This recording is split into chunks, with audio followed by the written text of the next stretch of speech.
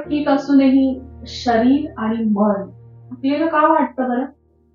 अनेक लोक प्रामाणिकपणे सांगतात, डॉक्टर म्हणतात सगळे रिपोर्ट्स नॉर्मल, पण तरी पण शरीर सतत दमलेलं. हे आळशीपणामुळे होत नाही किंवा हे कमजोरी नाहीये, हे मन सतत ताणात असल्यामुळे होतं. मनाचा एक स्वभाव असतो, सतत सुरक्षिततेचा अंदाज घेत असतं. मनाला जर सतत असं वाटत राहिलं ना, तर जरी प्रत्यक्षात काही चुकत नसलं तरी मन हे मानत नाही. आणि जेव्हा मन अस्वस्थ असतं तेव्हा शरीराला सतत एक संदेश जातो, तयार राहा, सावध राहा, अलर्ट मूड मध्ये राहा. मग शरीर विश्रांतीच्या मूड मध्ये जातच नाही ना. झोप पूर्ण झाली तर मन झोपलेलं नसतं.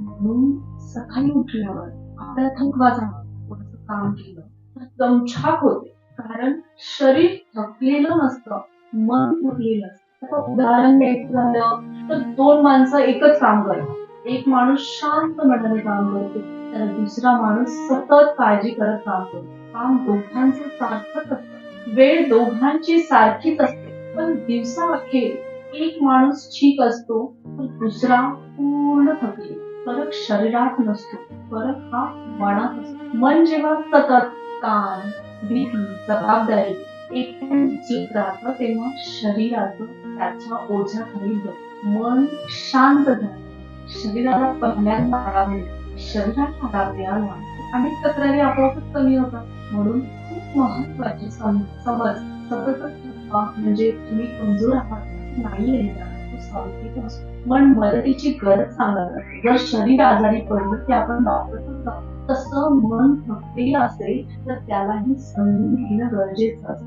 आणि जर तुम्हाला असं वाटत असेल थकवा खूप दिवसांपासूनच आहे, मन शांतच होत नाहीये, कारण नसताना अस्वस्थ वाटतंय, राग येतोय, चिडचिड होतीये, उगाचच कुणाशी बोलू वाटत नाही, तर हे सगळं एकट्याने झेलायची गरज नसते. कधी कधी कुणीतरी शांतपणे आपलं ऐकून घेणार, आपल्याला समजून घेणार आणि योग्य मार्ग दाखवणार. जो कोणी आपल्याला जज करणार नाही, ज्याच्याबरोबर बोलताना आपल्याला भीती वाटणार नाही.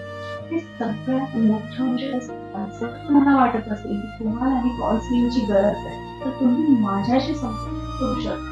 मन हलकं करण्यासाठी पहिलं पाऊल उचलणं हे सगळ्यात महत्त्वाचं होतं.